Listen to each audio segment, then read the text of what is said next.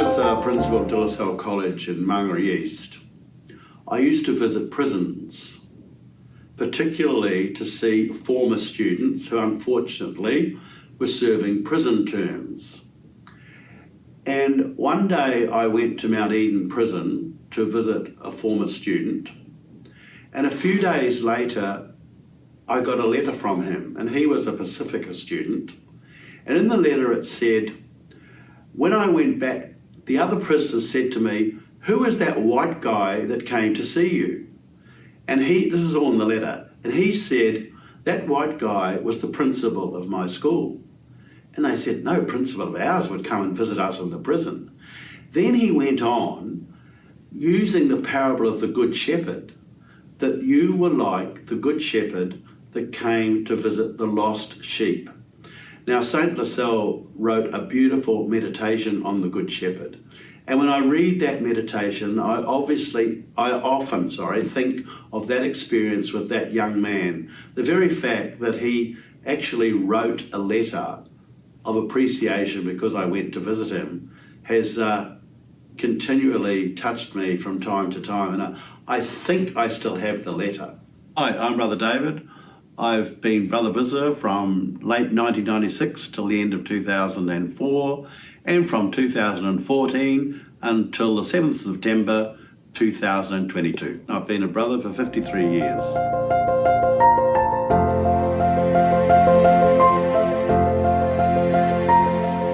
Being visitor is another dimension of being brother to others. I say often in my ministry that to visit involves not only the brothers, because that's required by rule, but also visiting the various works across the 4 sectors of the district. In recent times, the Pope and our institute have encouraged us to go to the peripheries. And one of my proudest moments is rather recent in the fact that brothers Michael Neville and Rick Gaffney were available to return to Lune Park Catholic School in Balgo Hills, which is a tangible sign of our involvement with the Indigenous people of Australia. During the 26 years, I spent 7 years on the General Council, and one of my responsibilities was to be engaged with the various districts and delegations in the Pacific Asia region on the restructuring of those administrative units. And one of my proudest moments is that in 2011, the Lasallian East Asia District was formed, involving 7 countries in Asia.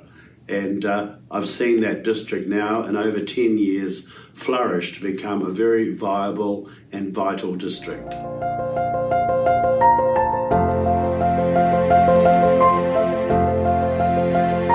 I've certainly learnt to be more patient with myself and with others. I often tell a story that my mother said to me once, "David, when God gave out the gift of patience, you missed out." So that rings in my ears occasionally when I'm getting a bit impatient, but having respect for others is a very important part. And while one does collaborate with others as the visitor, the buck does stop with the visitor. And sometimes one has to make decisions that are not universally accepted, but that's just part of the course. So one learns to live with the commentary that one may receive for the decisions that one makes.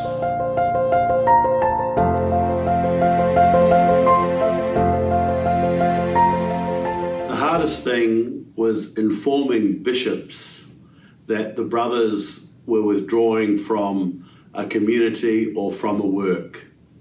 That is very difficult. I can remember when we decided to move the community and the brothers from Konju, Rosary Secondary School in Konju in Papua New Guinea. And when I went to inform the bishop, obviously he had other matters on his mind which concerned him, and I was just the last straw that broke the camel's back. So I didn't get a very good reception. I can remember quite clearly when I had to go to James Sheehan High School in Orange and inform the school community that the brothers were leaving the school. Well, after I'd made the announcement, I had a stream of students, mainly girls, even in tears, coming to the brothers' house. Why are you taking away the brothers and all this sort of stuff? So that's a difficulty, but something that has to happen in this day and age when we have ageing brothers available for ministry in schools or your town or other works.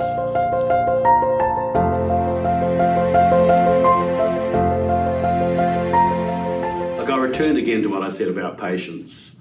Hindsight is a wonderful thing. And so the experience that comes from hindsight, hopefully one learns in looking forward in terms of how one might make decisions and deal with situations.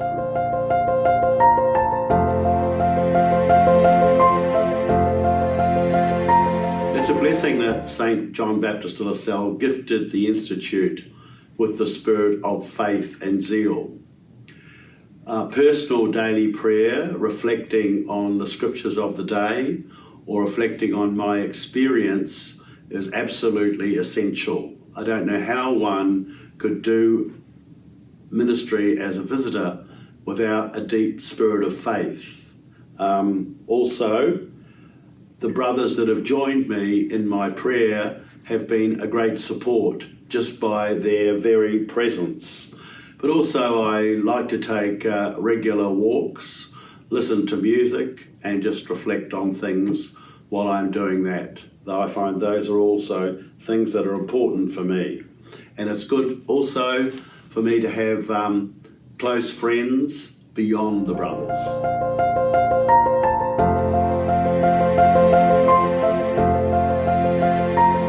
Well, I just hope the district can continue to deal with the fragilities that we've experienced in recent years, and that the mission will continue to flourish and the future will take up those challenges so that the mission does flourish.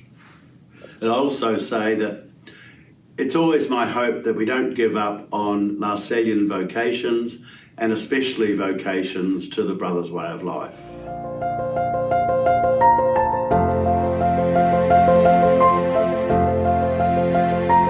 Get to know the district and especially the people. Now, as people know, I've had 2 goes at being visitor, and before I began in 1996, I covered the entire district just to spend time with people, because to be brother is to establish relationships. And one of the pluses for me in starting that way, and then over so many years, I've really been able to get to know Lasallians across the 4 sectors of the district, which certainly makes one's job easier because you've established those relationships.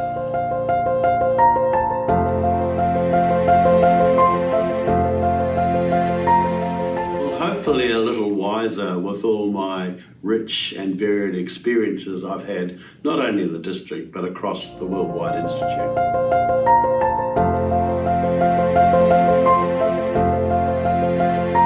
Well, it could be several, but one.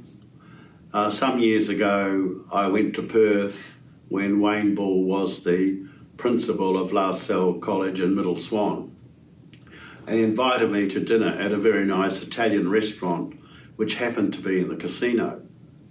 When the dinner was over, he said, "Oh, there's probably a shortcut we can take through the gambling area." Well, which we did. But we got lost, completely lost, and did not know where we were till eventually someone helped us get out. Now, to our credit, neither of us are interested in gambling, so not $1 went into a gambling machine. And we decided we wouldn't tell anyone about that, but he blew my cover recently at the LLG, so now I can tell the whole world. But it was very funny at the time.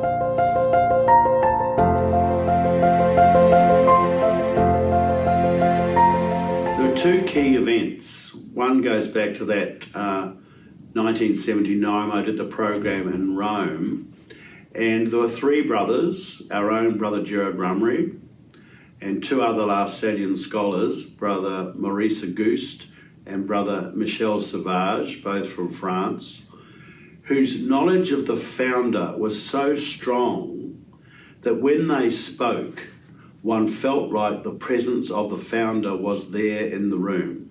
That's how much they knew and lived the spirituality of St John Baptist de La Salle. So that during that program, I reaffirmed what it meant to be brother. But then if I fast forward many years, when I finished as visitor the first time round in 2004, I enrolled myself in what's called the Buttermer program in the United States. And at that stage, it was held in St Mary's College in California. It was held for 3 weeks each year for 3 years. And I had close contact in that program with all Lasallians, the bulk of whom were Lasallian women and men. And their commitment to Lasallian spirituality and pedagogy, their own faith, it was there that I think I discovered I was not only a brother, but also a Lasallian.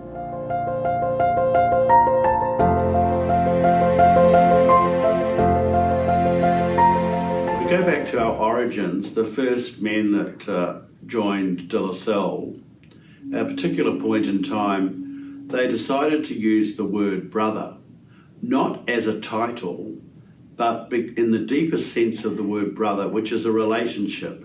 And our current rule talks about our relationship as brothers with one another and with those to whom we minister. And I could see that relationship among the brothers who taught me. They were obviously brothers to one another. They were brothers to the young people whom they taught. So they inspired me to think about our life as a brother. And so I joined the brothers, obviously to be a teacher, as I said before. And I enjoyed that particular work. I enjoyed being in the classroom with young people. I enjoyed being in positions of responsibility. And when I became visitor, I remember the first day in 1996 when I sat in the office, and the office was at Kensington in those days, I thought, well, what am I going to do all day? I missed the people being around, the interaction with young people coming to the office, talking to young people in the yard. So from that time, I was determined that as best I could, I would always engage with young people as visitor. And I did that by going around schools, visiting classrooms, going on programs like Lasallian, young Lasallian programs for school leaders, being engaged with the youth ministers here at La Salle Centre, who always invited me to attend functions with young people or where young people gathered. That also kept me going as part of my faith, because that's what being a brother is all about. Someone has to do the visitor administration job, but one should never forget that we're about the human and Christian education of the young.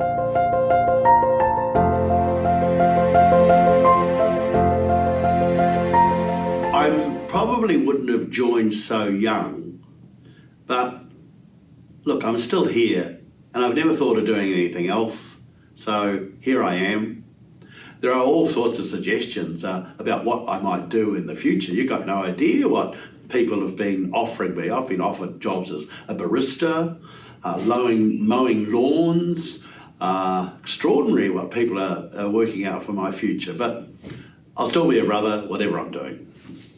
I just reiterate the Institute theme, to dream is our way forward. As I finish my time as visitor, it's been a graced time for me, a special time. I've enjoyed the work that I do.